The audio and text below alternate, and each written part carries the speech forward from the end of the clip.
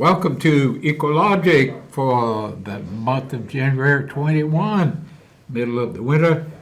So far, we've had a beautiful winter for the most part. Very pleasant.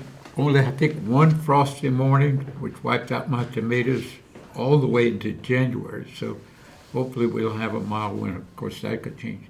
We have our guest tonight, Byron Holmes, whose project, amongst other things, he runs a transportation business, but he is organizing and starting a new online, I think, newspaper, the Centurion. So, Byron, share with us your vision of the Centurion and what are the issues you're going to focus on and bring to the public. Well, thank you, Harold, for the opportunity to come before your audience. We've been working on this for over a year, and I think the time is right. Our goal with this is to be a watchdog and a voice for the people of Louisiana and maybe other regional states, and then eventually we'd like to do some national work. But focusing on our state right now, a lot of people feel like we're dying. And there are so many missed opportunities here because of poor leadership.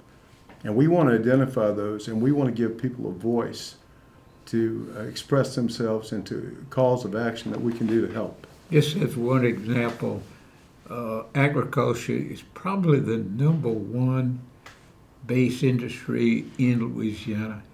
And LSU and UL and I think most of the universities in the state have abandoned the agricultural instruction and training. UL has one person left in agriculture, I think. So it's amazing, something so vital to our economy. And look at sugarcane. The yield continues to go up. We'll yield over 900 pounds per acre. You can look at non-traditional sugarcane areas like Vermilion, Acadia, Jeff Davis, Calcasieu, of oils. The rice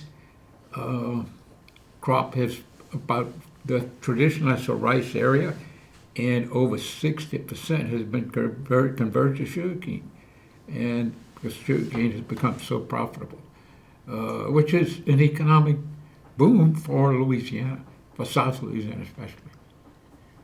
Well, and you look at the other economic activity that it creates in the culture. You have one farmer raising sweet potatoes in Acadia Parish. He has 370 employees. Wow. He's the number 2 employer in Acadia Parish, and just with the vision and taking advantage of marketing opportunities, filling a need. So. How many more, sugarcane opportunities out there? I think we have an opportunity probably with citrus and a lot of other things, but it's important that we explore those basic economic opportunities. Well, The clams that are harvested in Chesapeake Bay are not harvested here. Now, they're the identical clam. It's the Rangia cuneata, the Rangia clam, and why we don't harvest them here, I don't know. Chesapeake Bay, they're raising oysters in floating cages, and they can raise a marketable oyster in 1/3 the time that traditional oyster, cultivation does. And why aren't we doing that here? Well, it's like other mariculture activities you and I've talked about, like why is 3/4 of the farm-raised shrimp are raised in China? Yeah, 3/4 of the shrimp sold in the U.S.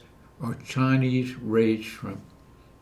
And they're raised in an environment like Middle Missouri, if I'm not mistaken. That's right. Their warmest is like Middle Missouri, and give them credit that they figured out how to do it, and they've been successful at this probably 25 years.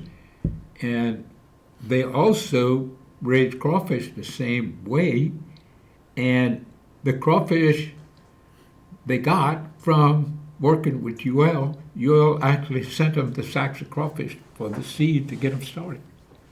That's amazing. And they're raising them in these ponds that are generally 7 acres, 10 feet deep, and in that 7-acre pond is computer controlled temperature by using well water, maintain the oxygen level, and they feed them soybeans and corn. And they raise 1 million pounds per year on a 7-acre site, shrimp. And can we do the same here? Of course we could. They need well water. We have the Chico Aquifer, which, by the way, is not it's recharged by the Mississippi and the Chapalaya. So it's not a declining aquifer. It's constantly recharged. It recharges mainly during flood years. And so then rice is disappearing. So our biggest use for the Chico of water was rice, but that's almost, not only has rice, the new modern ways of raising rice uses 3 or 4 inches of water rather than 3 or 4 feet. So the aquifer certainly is enriched, by less use, less taken out of it, and they don't use it for sugarcane at all.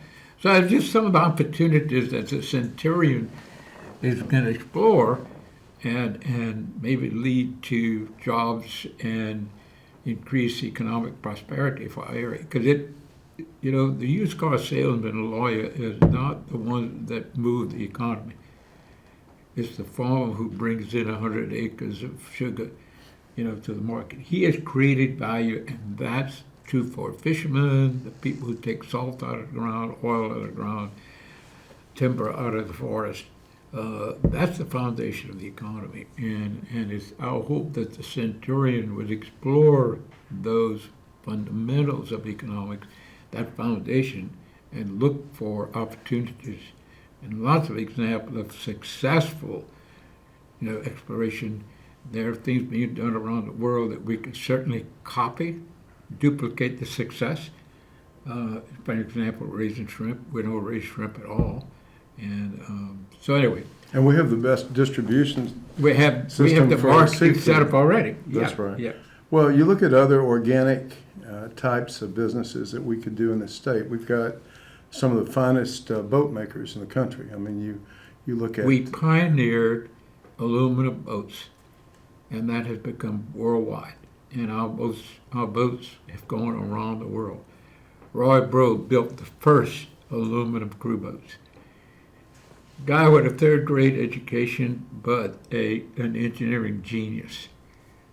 He realized that weight to horsepower was very important, and he didn't have the calculus skills to figure out what that would be, but he knew it was important.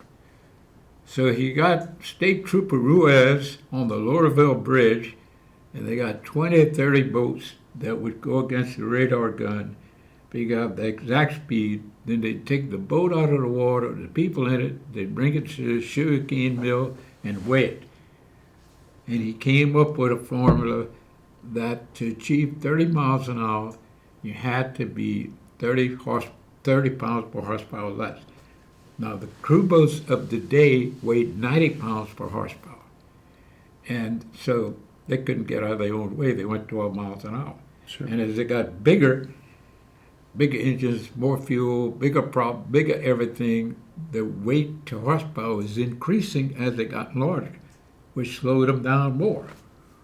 And while he was doing his research, he had the first aluminum crew boat, a 55-footer.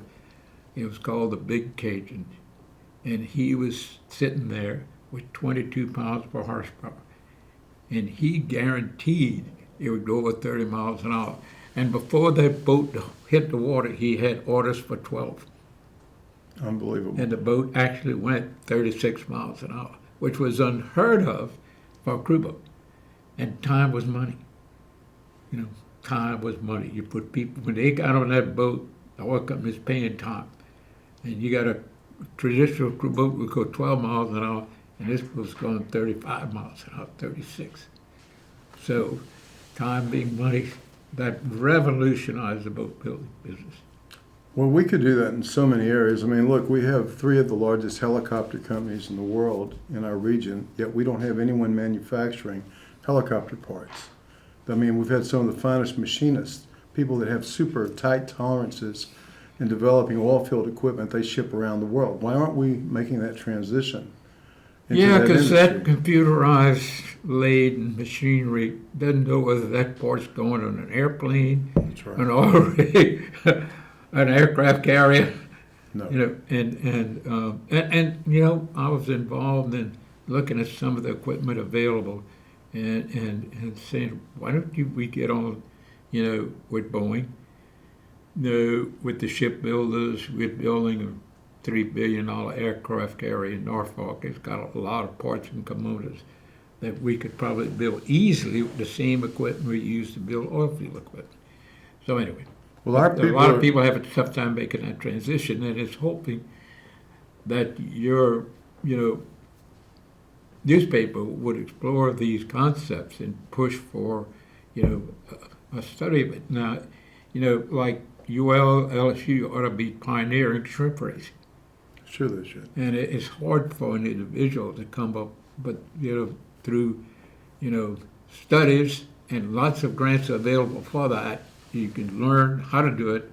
And once you learn how to do it, then that's passed on to farmers who want to get involved and, bring a new way of making a living and bringing a valuable product to people who want to buy it and need it. There's nothing healthier than shrimp. Well, we want to explore some of the impediments that exist in the state that prevent people from manufacturing. For example, the law of redhibition. I don't know if you're familiar with that. It means seller beware. Yeah. 10 years after you manufacture something, people can come back and make a claim that the product did not perform the function that it was originally supposed to do. For. That's Yes. right. Yeah. And so you have a lot of manufacturers who won't come do business in the state of Louisiana. So I think that's one of the things that has to be addressed. In other areas, you look at the fact that Louisiana has people just as smart as anyone else in the country. We have innovated the oil and gas industry here. We have done so many things that people don't give credit for in this state. They don't realize the history of the successful entrepreneurs in this state, people that... Yeah, you mentioned the aluminum group. Another fantastic contribution of Louisiana is a lift boat. Yeah. And they've gone around the world, their use around the world. And that was pioneered by the same guy that built the aluminum group. Wow. Roy Bro built the first lift boats.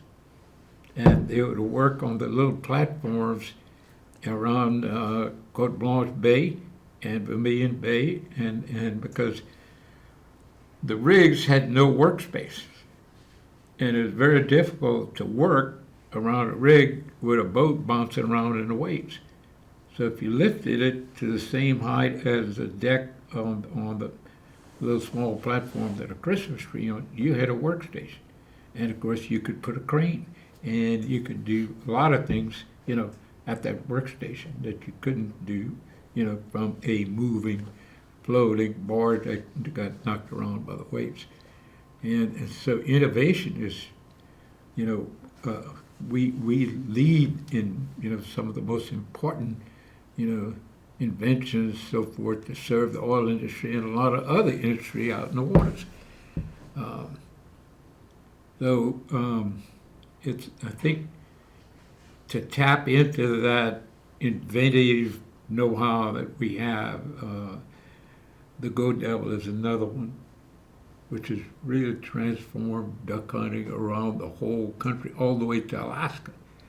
And I was looking at television film, they can run these gator tail type motors in rocky, swift running streams.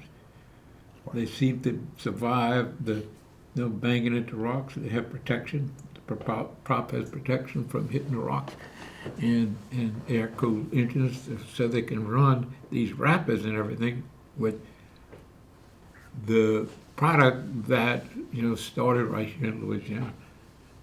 Well, we shouldn't have a lot of the impediments we have for small businesses to develop here. The tax situation is tough, but there are a lot of regulatory issues that have prevented a lot of local people from doing things.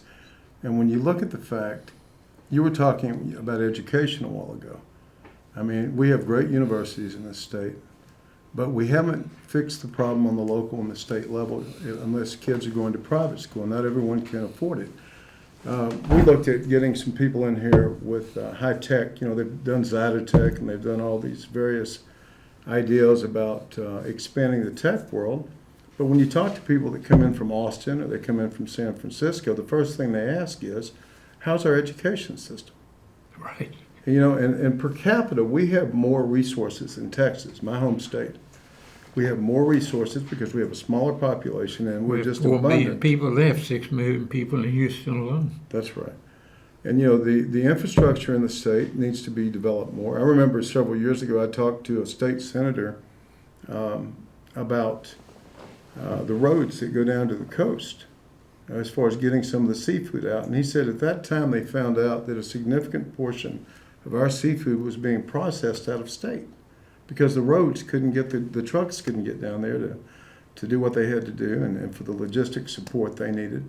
These are very basic things that we can resolve.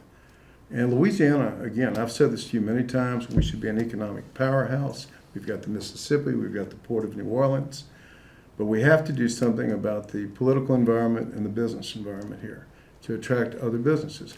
I had a client that came down, one of my clients in my transportation business, and he was going down Highway 90 one day, and he was looking at all the empty buildings down there. And he was just thinking, he said, my gosh, what's going on in the state of Louisiana? And I said, we have a lack of leadership. And that's a big portion of what we're going to do with our publication. We're going to try to lead, educate people. We're going to do call to actions. We've set up some social media platforms that we think are smart and that will be beneficial to people. And you know, if this stays the way that it stayed for the last X amount of years, and it's been a long time, then our grandchildren, our children are continue dealing with all these problems, and they're never going to change. And people are leaving Louisiana. A lot of educated people that are coming out of school, they don't see opportunity here. And so as a result of that, you know, they're going to where the grass is greener. Yeah, uprightest and smartest are leaving the state. That's right. That's right. And in Texas, Louisiana kids are not charged out-of-state fees in a lot of Texas universities. So they're there paying like they were Texans, and before you know it, you know, they finish school, they've lined up with a Texas business and they're staying in Texas. Sure. Well, that goes to another issue, too. You know, Texas has the Permanent University Fund, which is funded by 1/3 of all the mineral revenue in the state. It goes to that fund. Their endowment, last time I checked, was higher and larger and stronger than Yale and Harvard combined. Now, think about that. Wow. Why don't we have the same thing? We've got plenty of mineral resources here. We have to encourage people to come back into the state, drill, find other ways that we can use the resources we have. And we need to fund our education systems. You and I have talked about Section 16 lands. And we're talking about the fact that the state of Louisiana doesn't even know what it owns. The land commissioner in Texas has over 800 people working in their office. And in fact, the land commissioner there has more power than the governor of Texas. Yeah. We have less than 10, don't we? We work, yeah, right now I think we have, Texas has 870 plus people in their land office, general land office. And the general land office building is a 12-story building right in front of the state capitol in Austin. And we have, right now, I think 10 people in Louisiana general land office, and they're in the basement of one of the state buildings.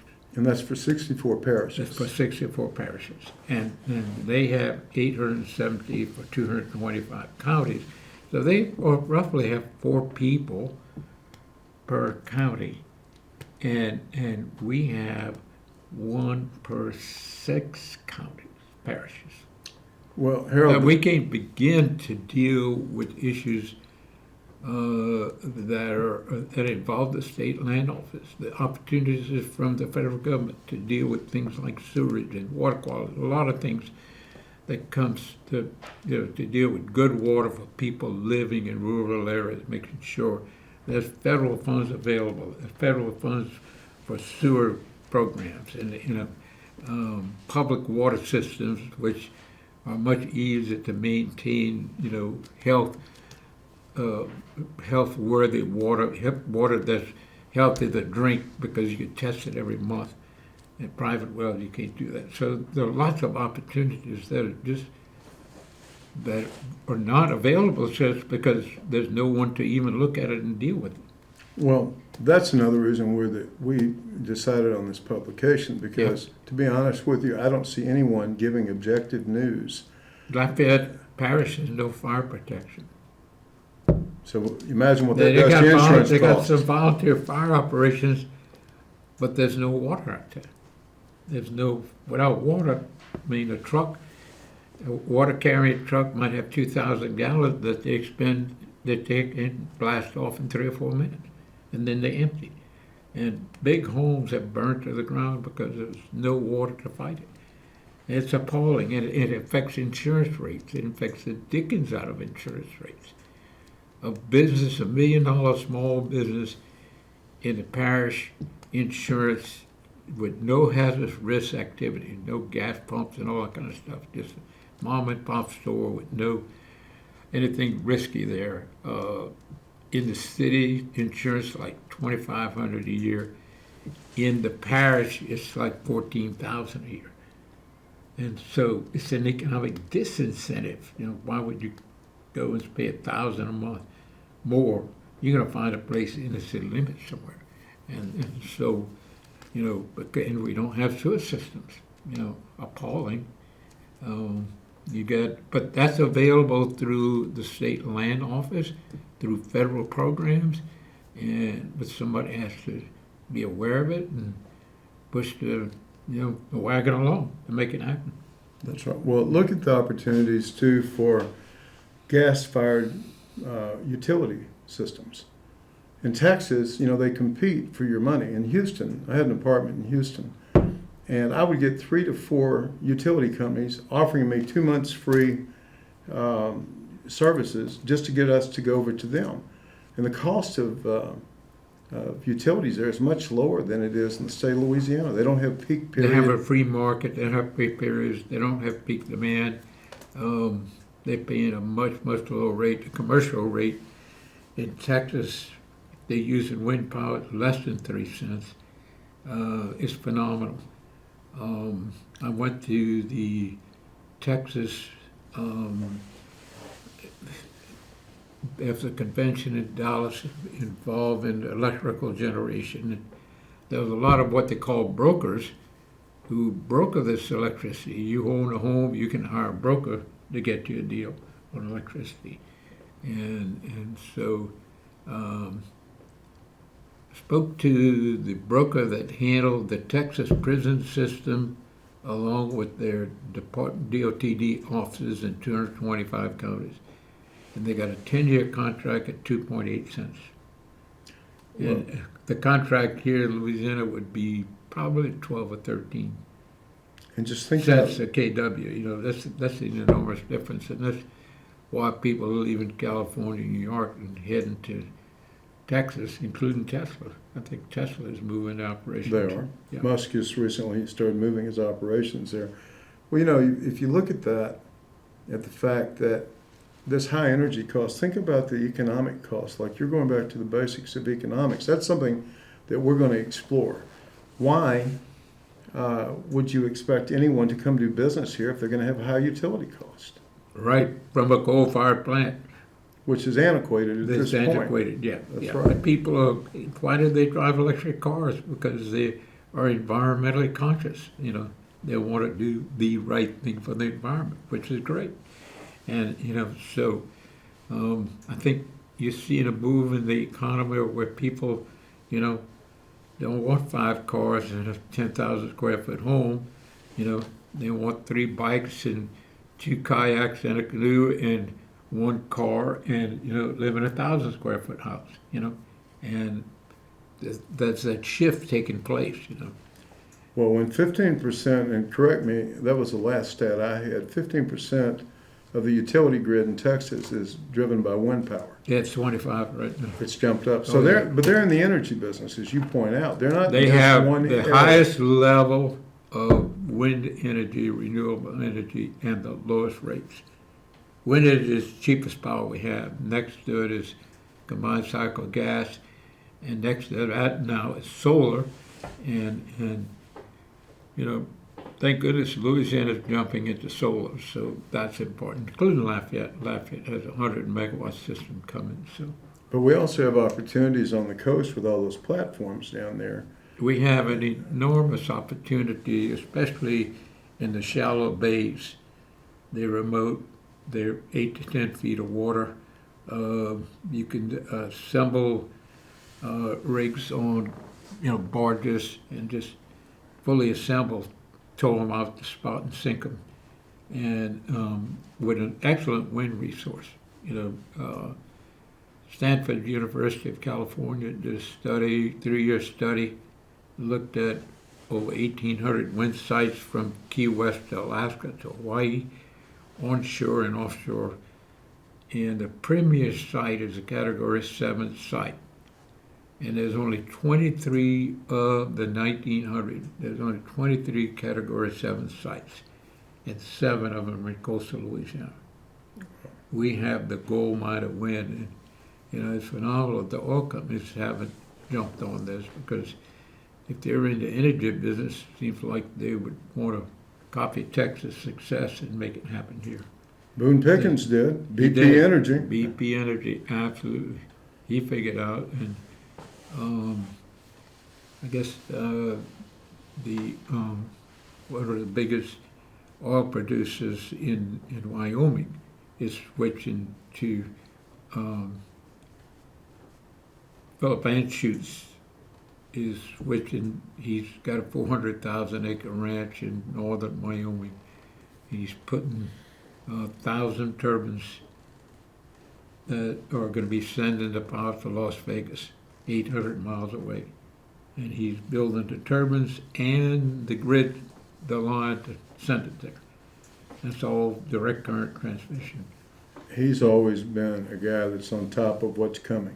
He's somebody in the oil business who realizes that he's really not in the oil business, he's in the energy business. That's right. And hopefully it's issues like that that Centurion will explore and, get people to wake up and say, hey, if you are in the oil business, your days are numbered, so to speak. And it might be centuries before we run out of oil, particularly. But you can marry all these things together, and oil's that's what not we're gonna, missing. We're not going to run out of oil. It's going to get more and more expensive, and we're Sure. seeing that, So, and it's not a conflict to have an oil company producing energy from the wind or the sun or other sources. And hydrogen has become quite an opportunity, and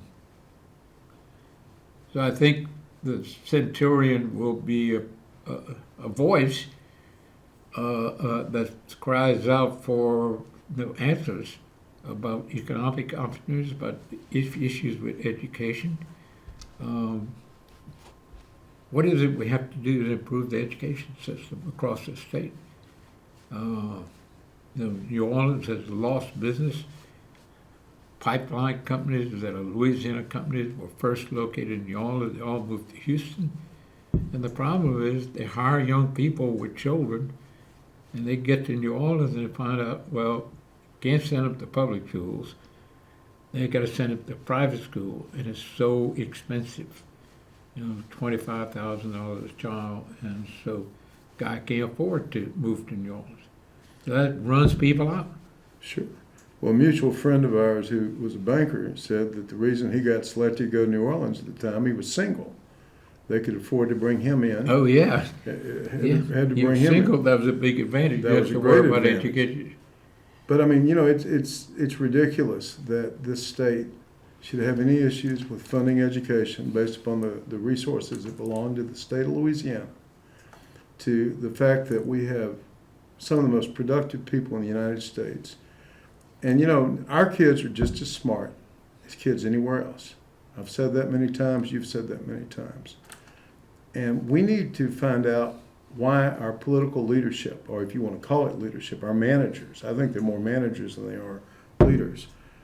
We want to find out why they're keeping the system that we have in place.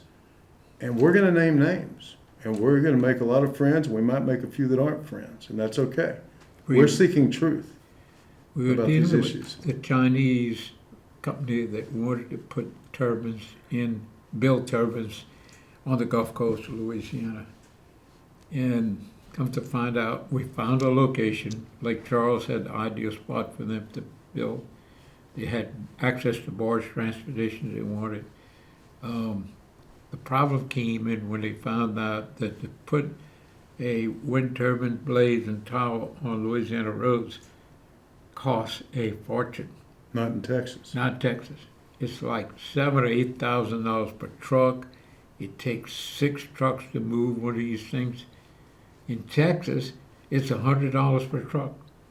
Here is $6,000-$7,000 a truck, and so they couldn't afford to be here. You drive down Interstate 10 around San Antonio, going out west, you go down Interstate 35, you go down Highway 77. I know these roads very well in Texas. You see them moving the components of the windmills. You don't see them in Louisiana at all. You don't see it here at all, and because the cost is so prohibitive. Right. They have to go around.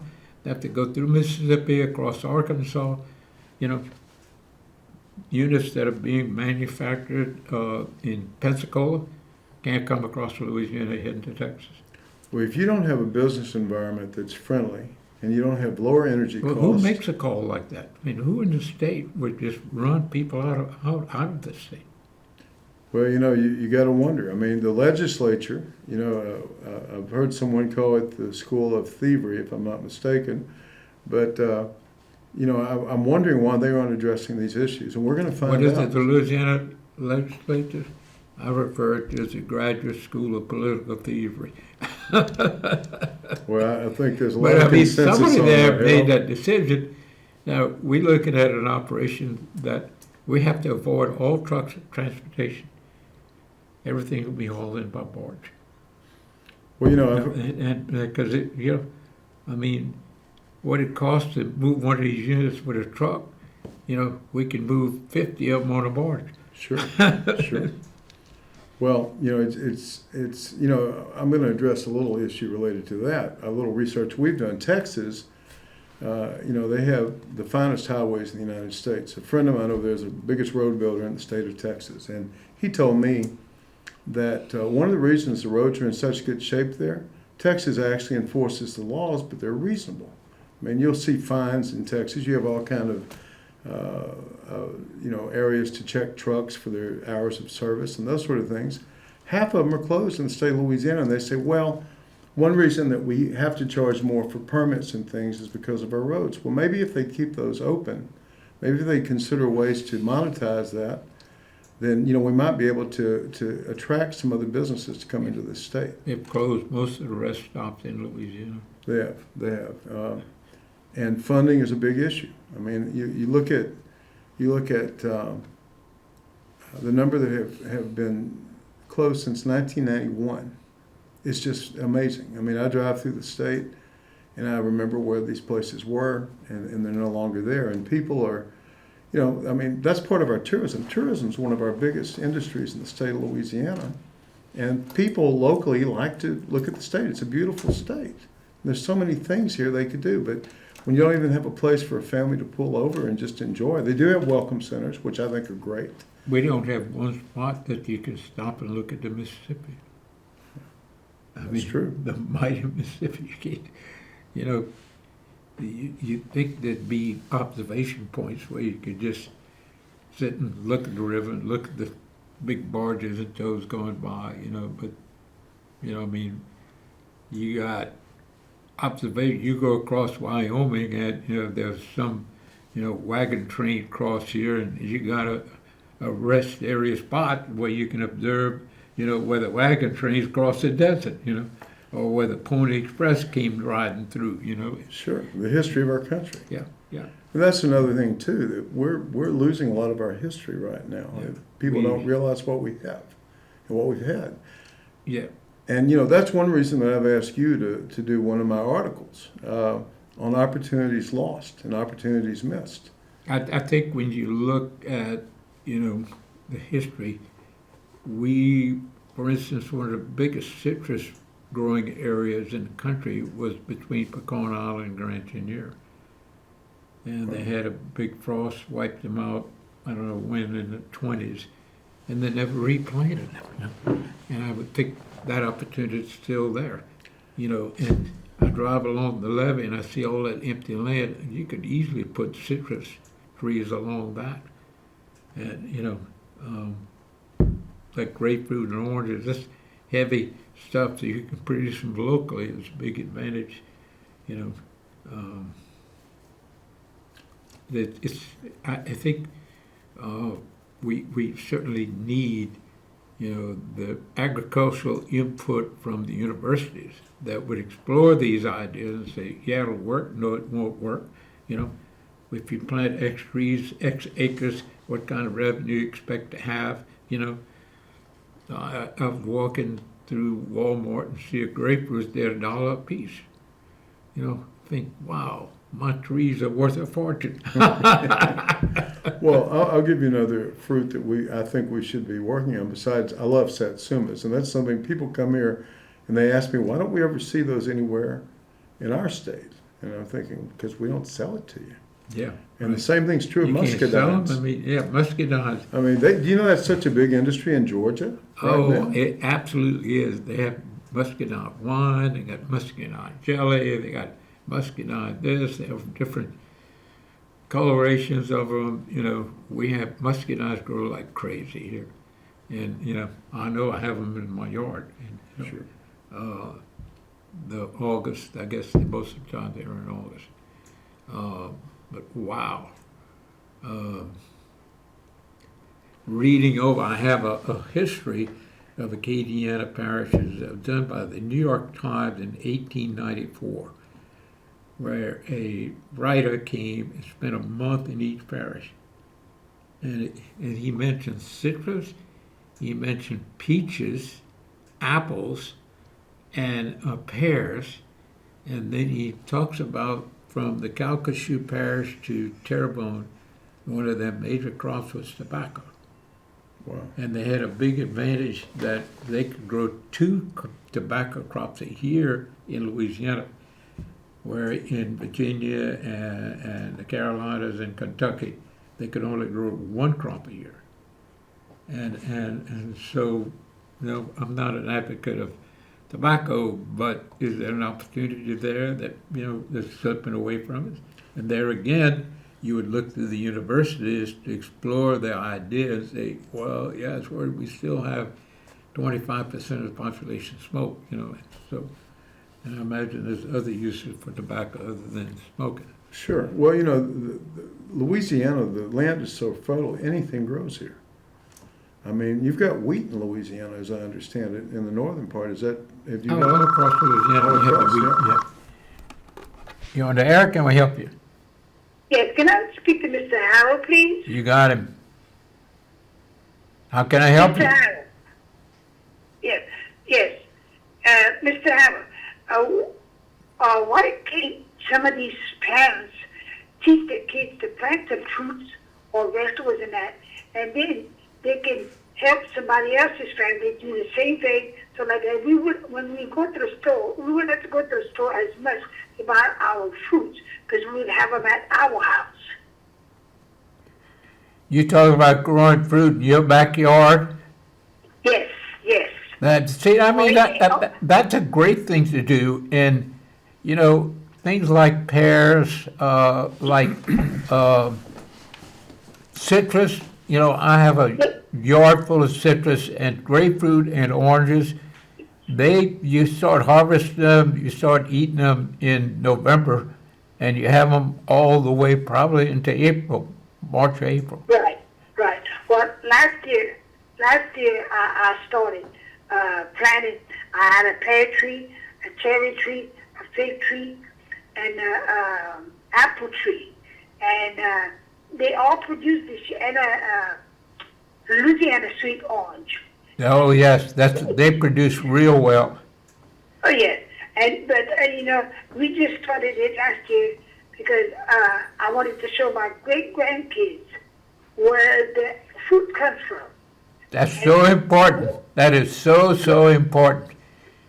So when they see the fruits on the tree, they want to go break them. But I tell them what color they have to be before They can go break them.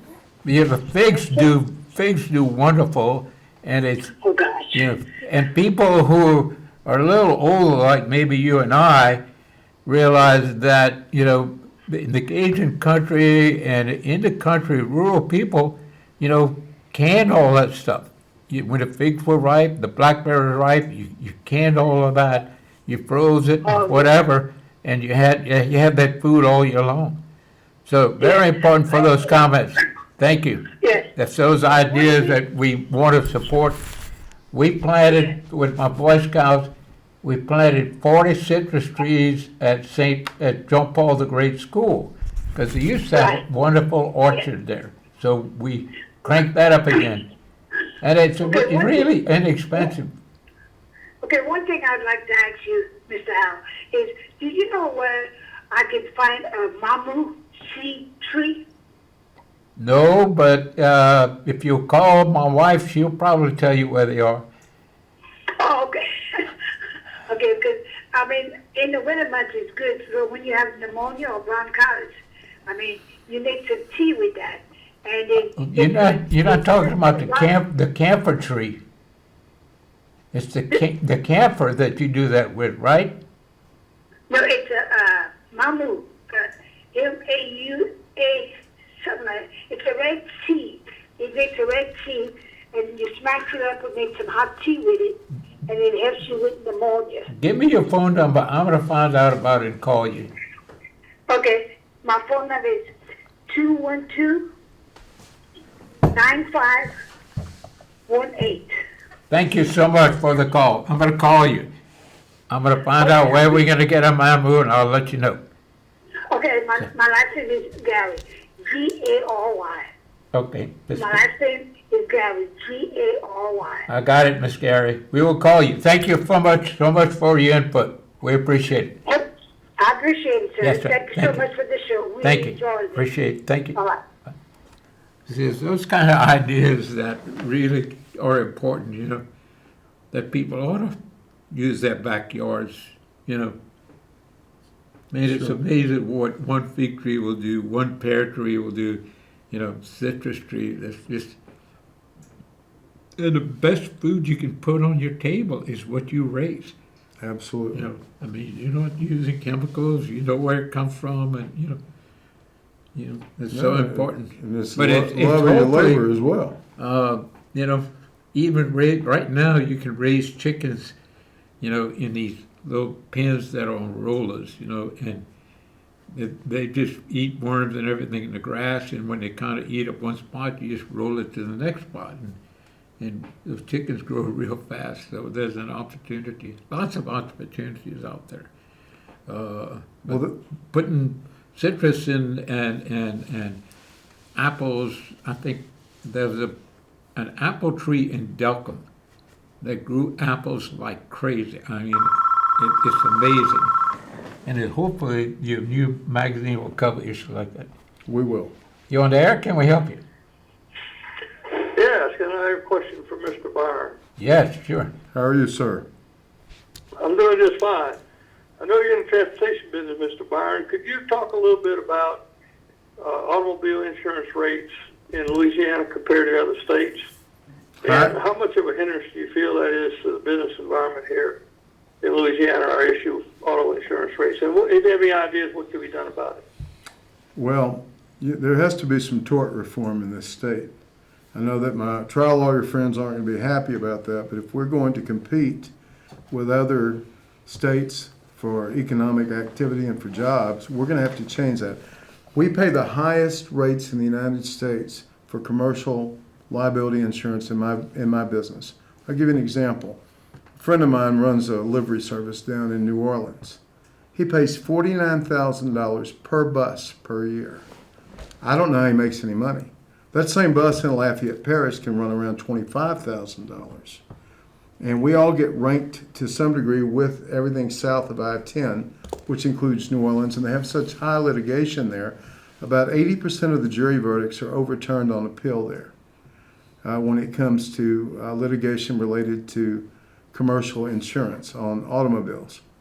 And on a private vehicle, I have vehicles registered in Texas, and I can tell you It's twice what is paid in Texas in some areas, and in some areas it's about 30% above that. The insurance commissioner's office, I don't think with the legislature have really addressed these issues. That's one of the things I'd like to know, because I can tell you probably up to 40% of the people in my industry during this COVID period will be gone by April in the state of Louisiana. I contacted some friends over in Houston who told me that they're still strong over there because they can afford their insurance. You know, they let the vehicles, a lot of companies were letting their vehicles rest during this period, but you still have other liability costs on them. You got to carry your comp and your collision and those things. And these are real impediments to growth here. I mean, when the oil and gas industry was booming, people were making enough money. The margins weren't as big as people think, but they were making enough money to go ahead and absorb that. You know, and a lot of people were using asset-light models, kind of like the trucking industry does by using other people's vehicles. And then the people that would market and go out and get the business, they would charge them a certain premium for their insurance in addition to what they were already buying. And that was where they made their money on that. But, you know, the minute the oil business started dying here, people are stuck with those costs. And there's not enough retail business, in my opinion, for most providers like my company in order to absorb that right now because the activity level is so low.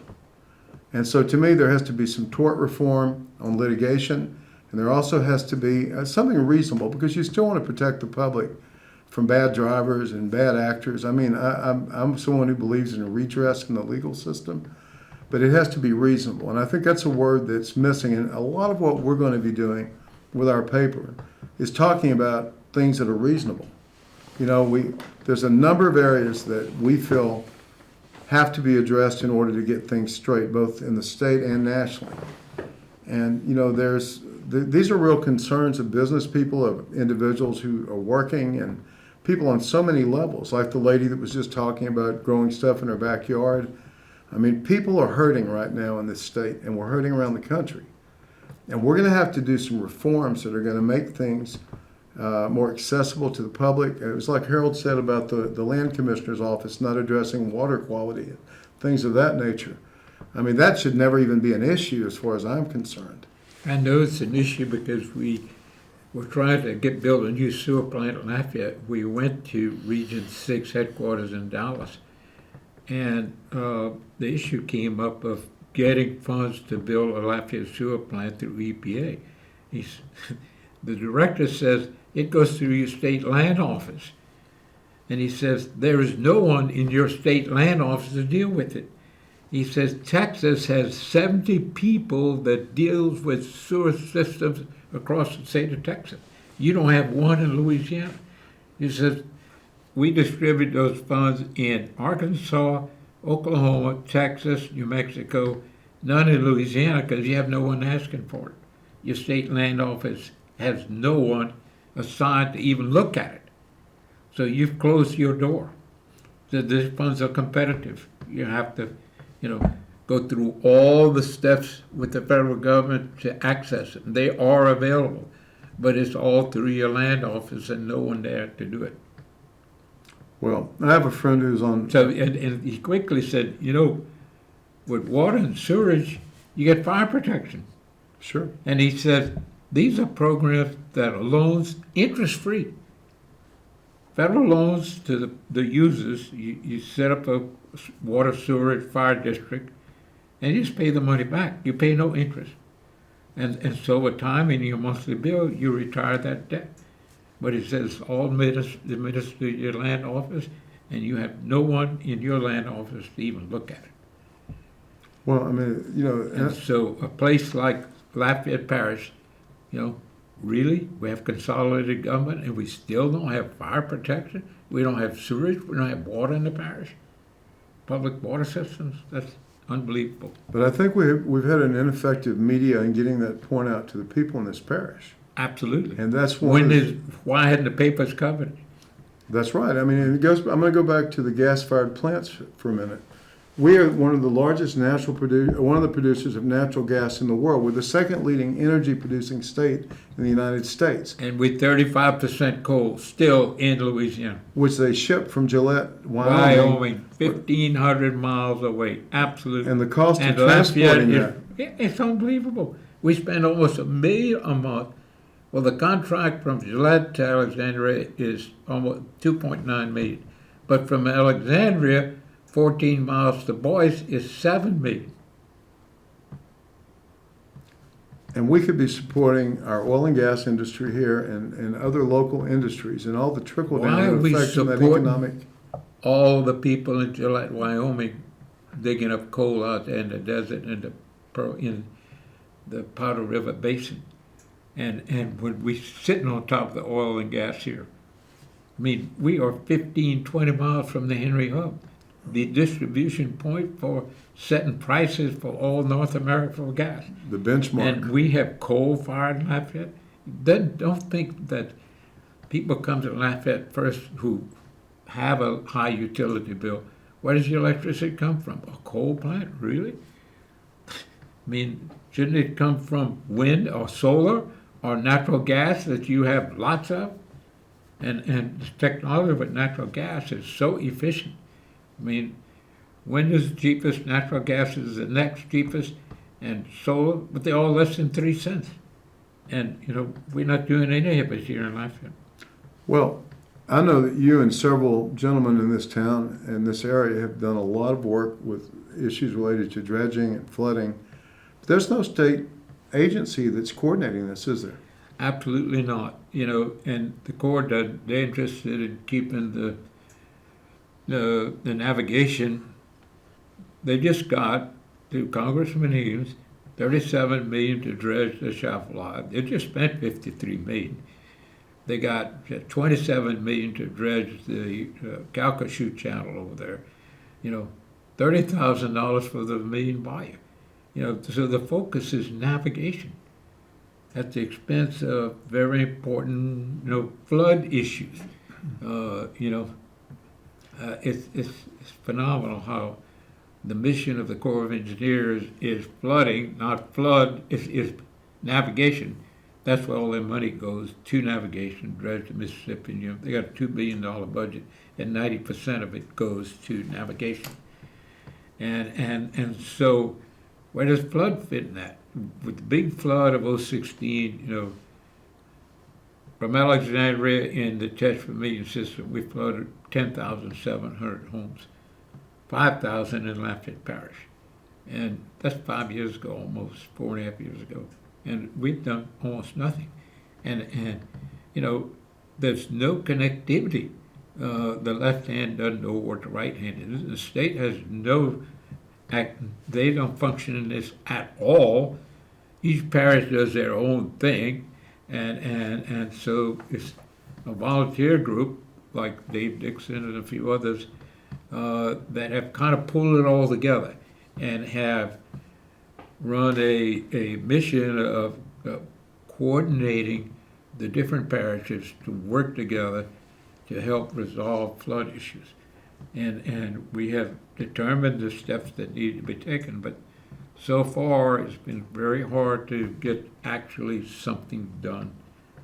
And this is in a state that's over 40% water. Oh, I mean, gosh, this is and, you know, not rocket science to figure out we're going to have to address these issues. yeah, And it's not a 500-year flood, as they're saying. The It's water gonna from happen.